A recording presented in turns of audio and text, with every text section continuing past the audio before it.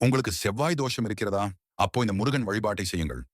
என்ன வழிபாடு என்று தெரிந்து கொள்வதற்கு முன்னாடி முருகன் ஆராதனை யூடியூப் சேனல்ல சப்ஸ்கிரைப் பண்ணிடுங்க.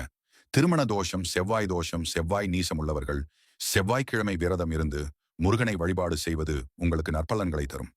ஜாதகத்தில் அங்காரக தோஷம் உள்ளவர்கள் செவ்வாய்க்கிழமை விரதம் இருக்க வேண்டும். இந்த விரதத்தை மங்களவார விரதம் என்று சொல்வார்கள். செவ்வாய்க்கிழமை விரதம் இருப்பதால் அம்மனின் அருளும் முருகனின் அருளும் கிடைக்கிறது. செவ்வாய் தோஷமும் நீங்குகிறது.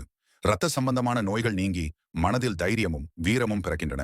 செவ்வாய்க்கிழமை விரதம் இருக்கும் பெண்கள் பூஜை முடிந்த பின் சுமங்கலி பெண்களுக்கு மஞ்சள், குங்குமம், தாம்பூலம் ஆகியவற்றை தர வேண்டும்.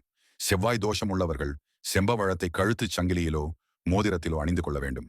இத்தோஷமுள்ள பெண்கள் சிவப்பு நிற ஆடை அணிந்து செவ்வாய்க்கிழமை நாட்களில் காலையில் அம்மனையும் மாலையில் முருகனையும் வழிபட்டு வந்தால் தோஷம் நீங்கிவிடும்.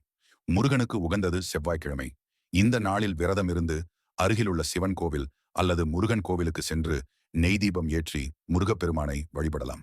இவ்வாறு தொடர்ந்து ஒவ்வொரு செவ்வாய்க்கிழமை விரதம் இருந்து நெய் தீபம் ஏற்றி வந்தால் தடைபடும் திருமணம் விரைவில் நடைபெறும்.